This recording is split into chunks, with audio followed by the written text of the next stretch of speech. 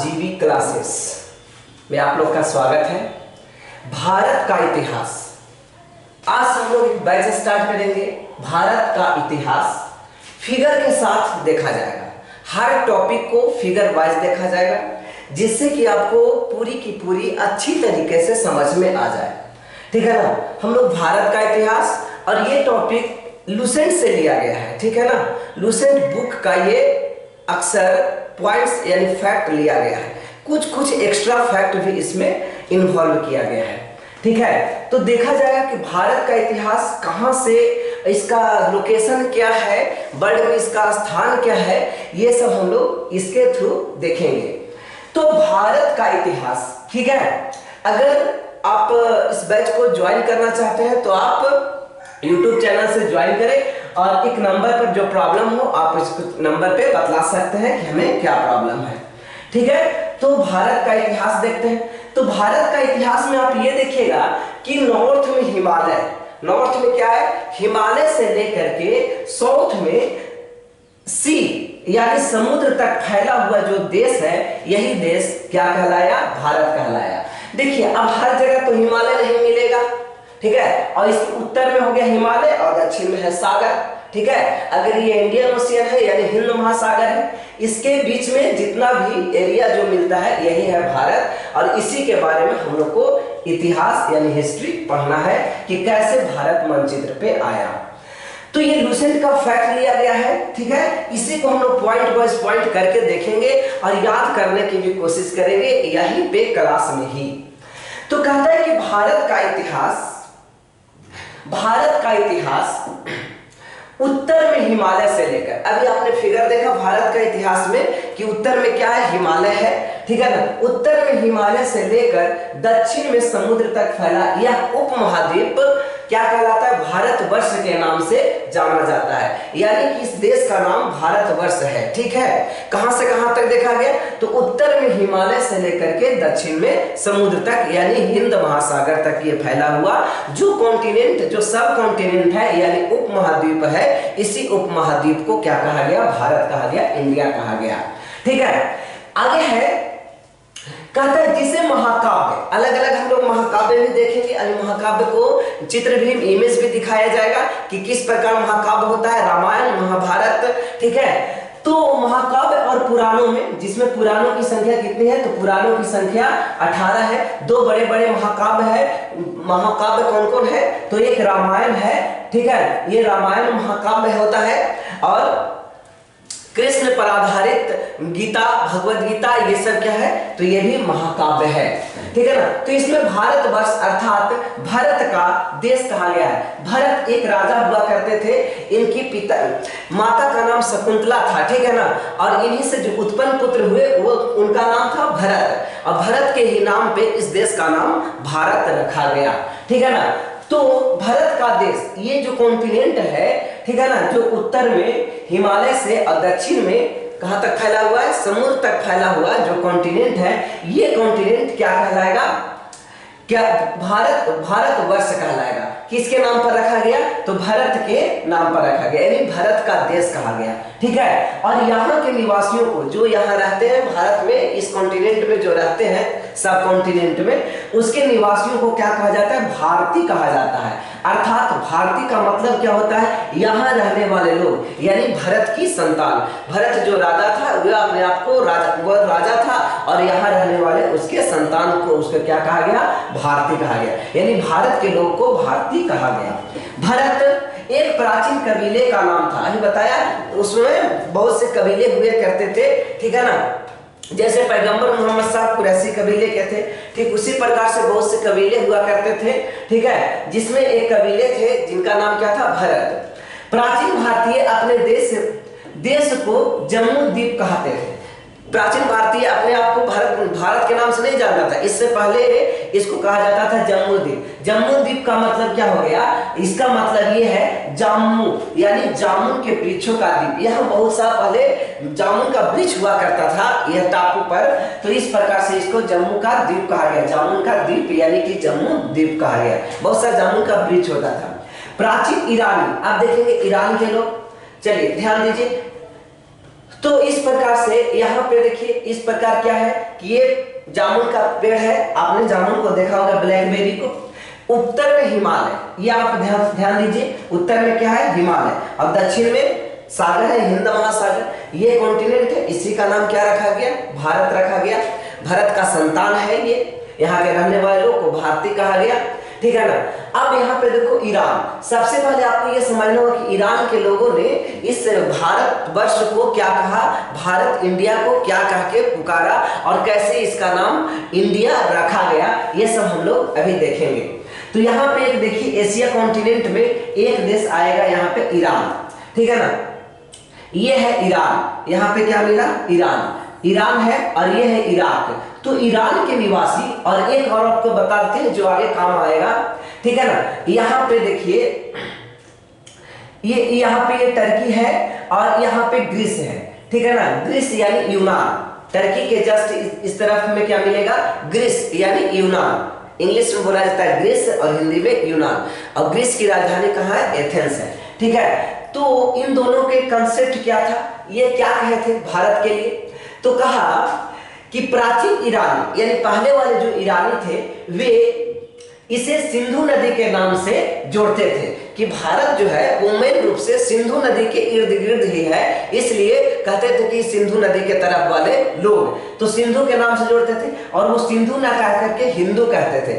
मतलब जब कभी कभी आप देखे होंगे कि कोई इंग्लिश ज्यादा बोलता है, या अमेरिकन लोग इंग्लिश जो बोलते हैं, अगर उन्हें हिंदी बोलने के लिए कहा जाए तो वो दूसरे प्रकार को हिंदी बोलेंगे। हम लोग जो इंग्लिश बोलते हैं, यही इंग्लिश अमेरिकन बोलता है तो वो अलग टाइप में बोलता है, ठीक है ना। तो ठीक उसी प्रकार से यहाँ भी कहता है सिंधु ना कह करके, इस नदी को सिंधु ना कह करके इसको हिंदू कहते थे। कौन ये हिंदू कहते थे, ये क्वेश्चन आ सकता है कि भारत को सबसे पहले हिंदू कौन कहा, तो ईरानियों ने कहा, प्राचीन ईरानियों ने इसे हिंदू कहा, ठीक है ना, हिंदू कहते थे। यही नाम फिर से पश्चिम में फैल गया। जितने भी पश्चिम में यहाँ पे देश आपने जो देखा, ये जो पश्चिम में देश है, इंडिया यहाँ पे है, इसके पश्चिम में जो भी देश है, ठीक है ना, अफ्रीका है, यहाँ पे यूरोप है, नॉर्थ अमेरिका, यहाँ साउथ अमेरिका है, तो ये पूरा के पूरा पश्चिम देशों ने भी इसको क्या कहा, इसी के नदी के नाम से जाने लगे, और ये भी हिंदू ही कहने लगे, यानी सिंधु को सिंधु ना कह करके ये क्या कहते थे, हिंदू कहते थे।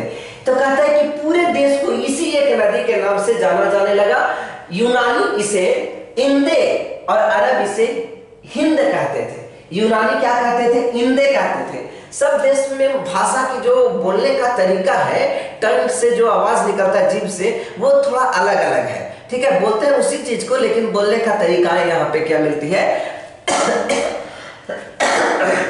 सॉरी, अलग अलग मिलती है। तो यूनानी इसे इंदे कहते थे, और अरब इसे हिंदे कहते थे। याद हो गया, यूनानी इंदे, अरब हिंदे कहते थे, हिंद कहते थे। और ईरान क्या कहते थे, सिंधु ना कहकर हिंद, हिंदू कहते थे, सिंधु ना कहकर हिंदू कहते थे। मध्यकाल में इस देश को हिंदुस्तान कहा गया। अब धीरे धीरे मध्यकाल जब आया, प्राचीन काल में तो ऐसे नाम रखा गया, जब मध्यकाल आया तो इस देश को हिंदुस्तान कहा जाने लगा। यह भी शब्द कोई हिंदी नहीं है, यह शब्द फारसी है, और फारसी शब्द हिंदू से ही यहाँ फारस के इर्द गिर्द मिलेगा। फारस के खाड़ी के पास में ही ईरान है। देखिए यहाँ पे फारस है, ये इसको कहा जाता है फारस की खाड़ी, ठीक है ना। ये फारस की खाड़ी, यहीं पे आपको ईरान, इराक ये सब मिलेगा। दजला फारत की सभ्यता यहीं पे थी। तो ईरान ये फारस की खाड़ी है, ठीक है ना। ये कौन सी खाड़ी है, फारस की खाड़ी। अब इसे रेड सी के नाम से भी जाना जाता है। तो ये फारस की खाड़ी है। तो फारस की खाड़ी के पास में इसको क्या कहा गया कि फारसी भाषा, वही फारस की खाड़ी से ही फारसी भाषा आया है, ठीक है ना। और ये फारसी हिंदू से ही बना है, और यूनानी भाषा में इसे इंदे के आधार पर अंग्रेज इसे इंडिया है। जो यूनान कहाँ है, तो यूरोप में है, और यूरोप का ही कल्चर का प्रभाव पड़ जाएगा। यूरोप में भी इंग्लैंड के लोग आए थे जो अंग्रेज थे। अब उसी को ये हिंदू न कह करके यूनानी जो इंदे कहते थे, इसी शब्द से इंडिया कहा जाने लगा।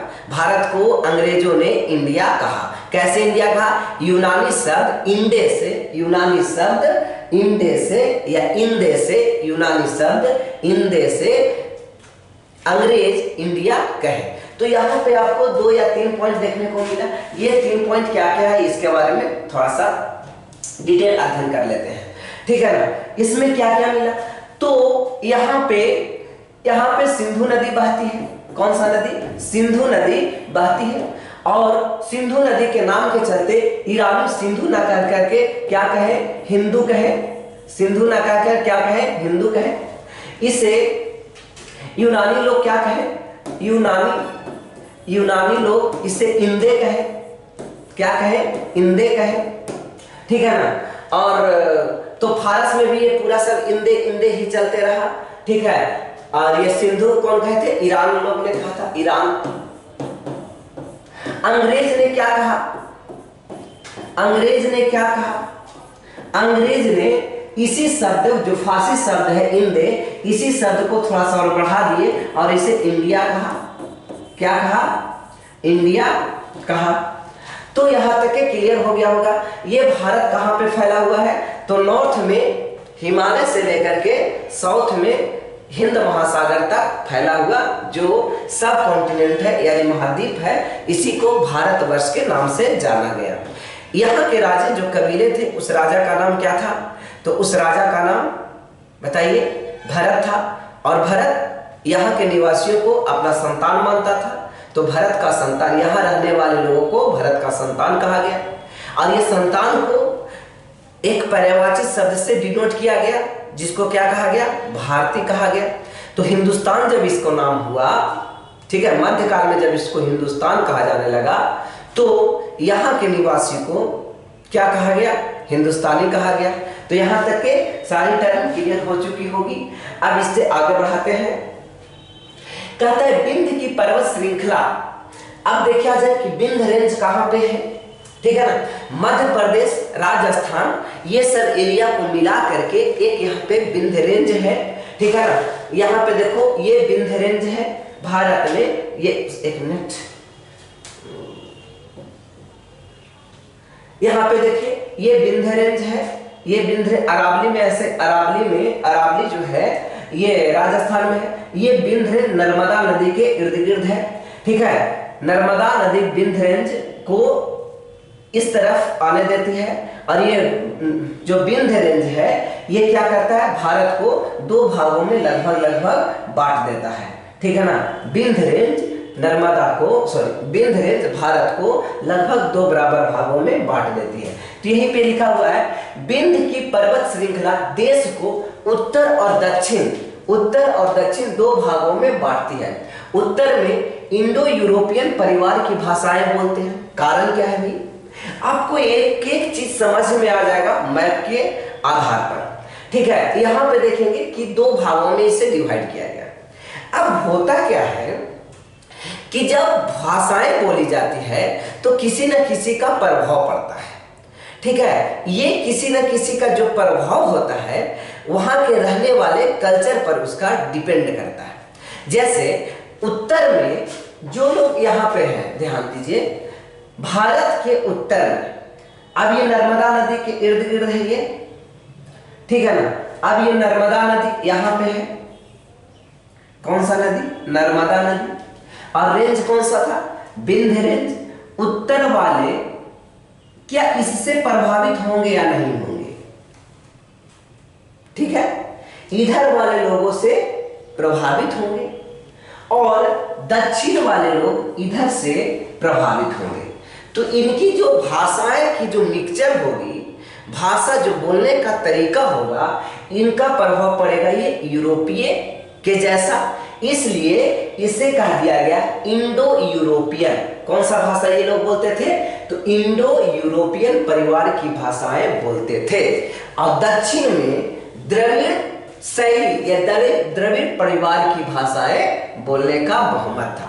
तो उत्तर में इंडो यूरोपियन भाषाएं प्रचलित थी और दक्षिण में द्रविड़ भाषा श्रीलंका, इसके अलावा तमिलनाडु में भी द्रविड़ भाषा। देखिए कहने का मतलब ये शैली एक प्रकार से, जैसे आप आर्ट एंड कल्चर में आपने देखेंगे, क्या देखोगे कि उत्तर भारत में जो मंदिरें बनाई गई ये नागर शैली की थी। दक्षिण मध्य भारत में जो मंदिरें बनाई गई वो बेसर शैली की थी। और जो साउथ यानी दक्षिण भारत में जो मंदिरें बनाई गई वो द्रविड़ शैली की थी। तो यहाँ पे 3 शैलियां की हम चर्चा कर रहे हैं, आप इन शैलियों को भी ध्यानपूर्वक देखिए। ठीक है, क्या बोला गया? नॉर्थ इंडिया में, अगर इंडिया का ये पार्ट कर लो, ठीक है ना, एक छोटा सा मैप पर यहां पे मैं स्केच कर रहा हूं, ठीक है ना। तो नॉर्थ इंडिया में इस तरफ के लोग, यहां की जो मंदिर की शैली है वो नागर शैली है। कौन सी शैली है? नागर शैली। मध्य भारत, यहां बेसर शैली है। कौन सी शैली है? बेसर शैली। और ये दक्षिण भारत द्रविड़ शैली है, द्रविड़ शैली। तो मंदिरों की शैली और यही यहाँ की भाषा भी हो गया। तो उत्तर भारत में कौन सी भाषाएं बोली गई? इंडो यूरोपियन भाषाएं बोली गई। दक्षिण भारत में कौन सी भाषाएं बोली गई? द्रविड़ भाषाएं बोली गई। इन मंदिरों का शैली भी आप याद कर लीजिए कि मंदिरों की शैली क्या है। उत्तर भारत में किस शैली में मंदिर बनाया जाता है? तो उत्तर भारत में नागर शैली में मंदिर बनाया जाता है। दक्षिण भारत में किस शैली में मंदिर बनाया जाता है?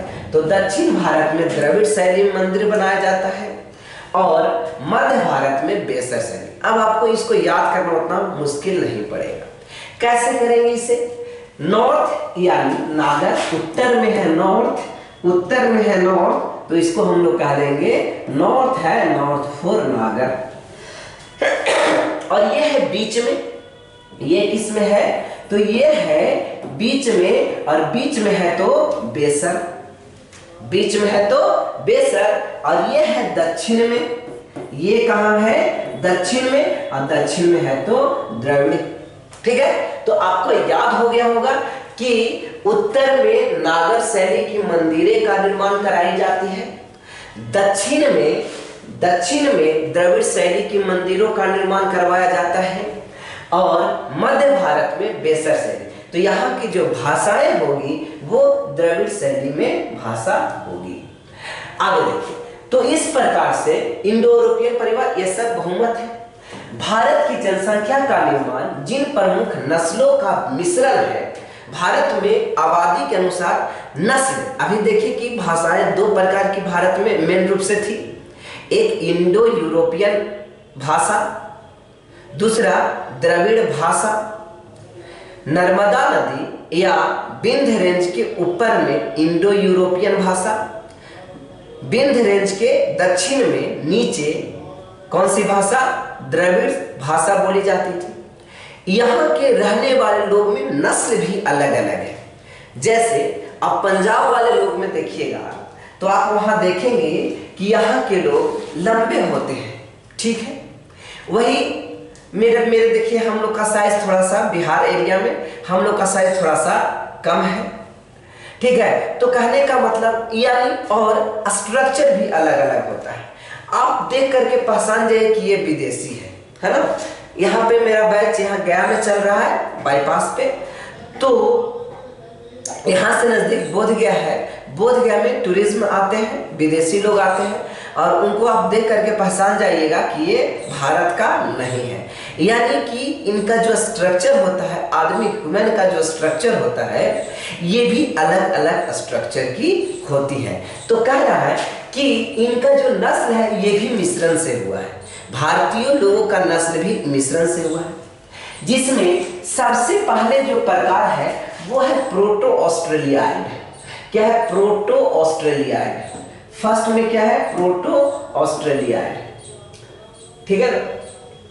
यानी इसका प्रभाव ऑस्ट्रेलिया इलाके में से आया है, इसलिए इसे प्रोटो ऑस्ट्रेलियाइड कहा गया। अगला है पैलियो मेडिटेरेनियन, यानी कि ये भूमध्य सागर की तरफ का यहाँ पे इसका प्रभाव पड़ा है। अगला है काकेसाइड, ये भी यूरोप में एक काकेसस पर्वत है, इसी की सबसे ऊंची चोटी माउंट एल्ब्रुस है। यूरोप की सबसे ऊंची चोटी का नाम माउंट एल्ब्रूस है। और माउंट एल्ब्रूस किस पर्वत श्रेणी है, कौन सा पर्वत श्रेणी है, तो काकेशस पर्वत श्रेणी है। और इसी काकेशस पर्वत श्रेणी का सबसे ऊंचा जो पहाड़ है, ऊंचा जो माउंटेन है, इसी माउंटेन का नाम क्या है, एल्ब्रूस है। ठीक उसी प्रकार से हिमालय क्या है, तो यह एक पर्वत श्रेणी है और इसका सबसे ऊंची जो चोटी है वो क्या है, माउंट एवरेस्ट है। समझ में आ गया होगा। तो यहाँ का प्रभाव पड़ा। अगला है निग्रोयड, ये अफ्रीका का इसका प्रभाव पड़ा। मंगोलायड, ये मंगोलिया का प्रभाव पड़ा। ठीक है ना। तो यहाँ पे 5 प्रकार की नस्ल पाई जाती है। ठीक है ना। भारत में बोली स्टार्टिंग में भारत में बोली कितने प्रकार की थी, 2 प्रकार। उत्तर भारत में कौन सी बोलियां रही थी, तो उत्तर भारत में इंडो यूरोपियन लैंग्वेज, दक्षिण भारत में द्रविड़ लैंग्वेज। यहाँ की नस्ल में विविधता पाई गई। तो यहाँ लगभग 5 प्रकार के नस्ल हैं। ठीक है। पहला नस्ल प्रोटो ऑस्ट्रेलियाइड, दूसरा नस्ल पैलियो मेडिटेरेनियन, तीसरा नस्ल काकेसाइड, चौथा नस्ल निग्रोयड और 5वां नस्ल मंगोलायड।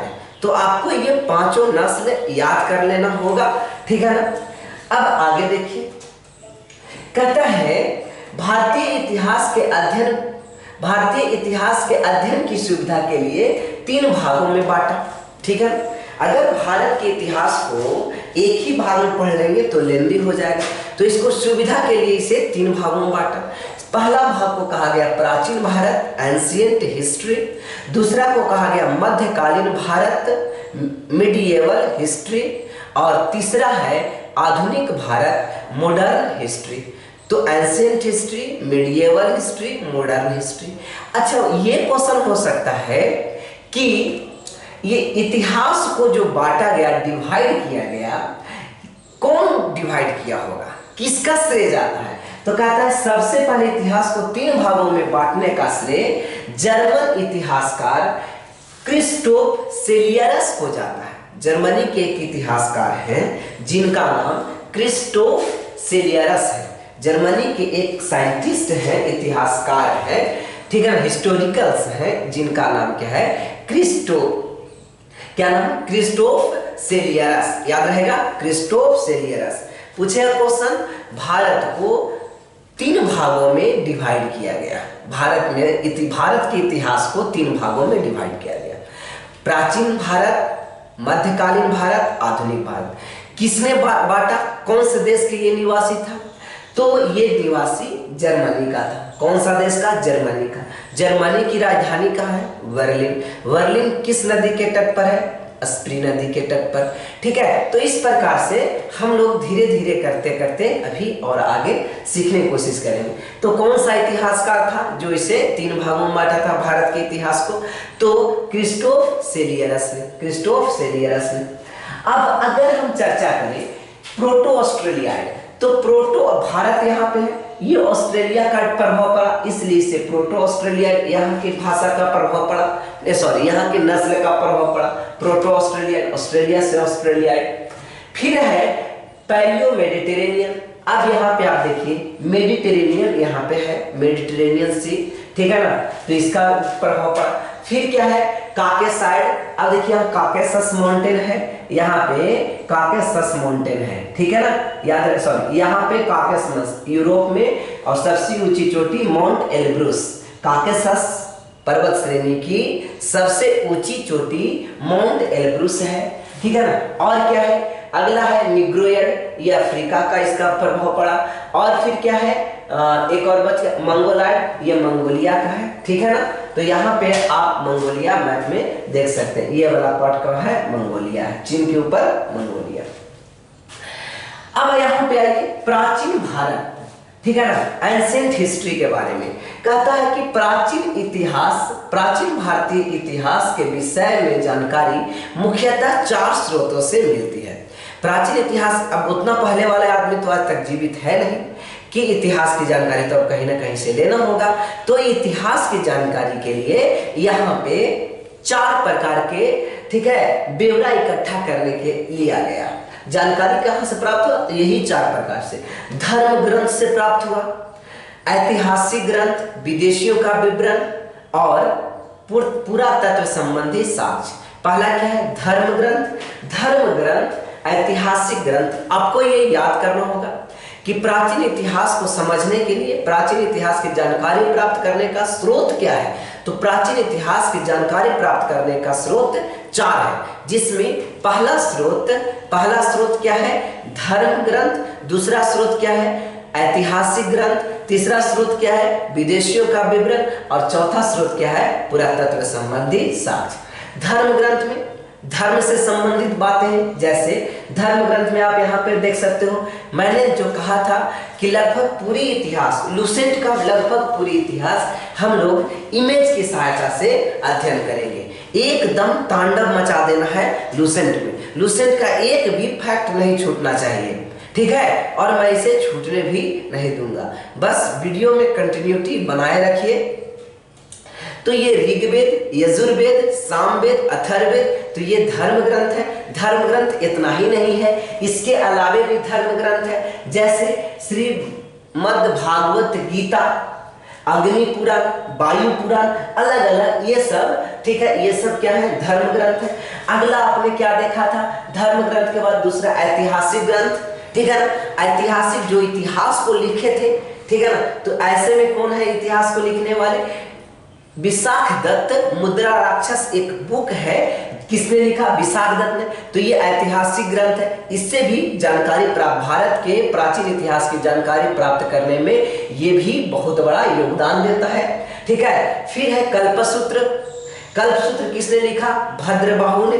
ये सब एग्जाम का वन लाइनर एग्जाम, जो वनडे एग्जाम होता है, ये वन लाइनर फैक्ट्स में बहुत ज्यादा इंपॉर्टेंट है, ठीक है? इसके अलावे तो जियाउद्दीन बर्नी का लिखा हुआ जो बुक है वो तारीख ए फिरोज शाही। जियाउद्दीन बर्नी का जो लिखा हुआ बुक है, ये बुक का नाम क्या है? तारीख ए फिरोज शाही। चलिए, अभी एटलीस्ट कम से कम 3 बुक्स और 3 राइटर्स का नाम याद हो गया, ठीक है ना? मुद्रा राक्षस, विशाख दत्त, मुद्रा राक्षस, विशाख दत्त, कल्पसूत्र, भद्रबाहु, कल्पसूत्र, भद्रबाहु, जियाउद्दीन बर्नी, इसका तारीख ए फिरोज शाही। जियाउद्दीन बर्नी कौन सा बुक लिखा? तारीख ए फिरोज शाही। तो आपने अभी तक 2 चीज देखा, एक धर्म ग्रंथ देखा, ऐतिहासिक ग्रंथ देखा। अब देखते हैं विदेशियों का विवरण। तो विदेशी लोग भारत में आ करके और यहाँ के बारे में, यहाँ के कल्चर के बारे में, यहाँ की सिचुएशन, व्यवस्था के बारे में, अर्थव्यवस्था, राजनीतिक व्यवस्था के बारे में लिखा। अब देखते हैं ये कौन है? तो इसी को हम लोग कहेंगे विदेशियों का विवरण। इसे हम लोग क्या कहेंगे? विदेशियों का विवरण। अब विदेशियों के विवरण में कौन कौन आया? आप लोग जरूर जानते होंगे, ह्वेनसांग एक आया था, इत्सिंग आया था, ठीक है ना? जिया तो ये रहा आपका फाहियान, चीनी यात्री फाहियान, इत्सिंग चीनी यात्री, ये सब चीनी यात्री था। लेकिन अल बरूनी ये मोरक्को निवासी था। सॉरी, अल बरूनी कहाँ के निवासी था? मोरक्को के निवासी था, ठीक है ना? मोरक्को कहाँ है? तो मोरक्को अफ्रीका के नॉर्थ में कंट्री है जिसका नाम है मोरक्को। मोरक्को की राजधानी कहाँ है? मोरक्को की राजधानी रबात है, ठीक है? अल बरूनी, तो अल बरूनी की भारत यात्रा, इसने जो बुक लिखा वो तहकीक ए हिंद। क्या अल बरूनी की एक बुक है, तहकीक ए हिंद। यहां तक क्लियर हो गया। अब चौथा जो पॉइंट बचा, ये पुरातात्विक साक्ष्य है। क्या है? पुरातात्विक साक्ष्य। अब देखिए, ये पुरातात्विक साक्ष्य में ये नालंदा का खंडहर आपको नजर आ रहा है। इससे जो पुरातत्व विभाग के जो लोग होते हैं, ये खनन करते हैं यहाँ की आयु कार्बन डेटिंग सिस्टम द्वारा, कार्बन 14 पद्धति के द्वारा, कार्बन 12 नहीं, कार्बन 14 आइसोटोप्स के द्वारा, यानी कि कार्बन 14 समस्थानिक के द्वारा एज पता करके और बताते हैं कि ये चीज कितनी पुरानी है, ठीक है ना?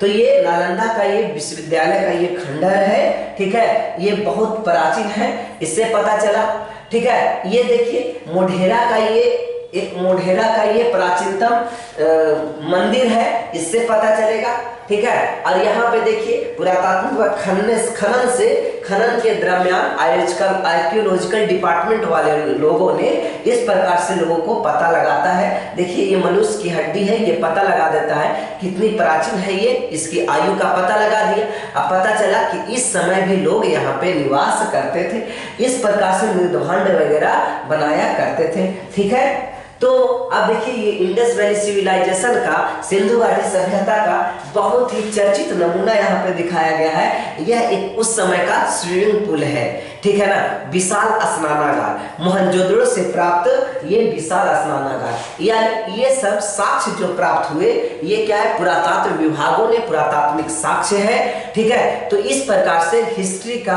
आज हमने इतना पार्ट को कवर किया। अब अगले चैप्टर में, अगले टॉपिक में फिर से आते हैं। तब तक के लिए जय हिंद।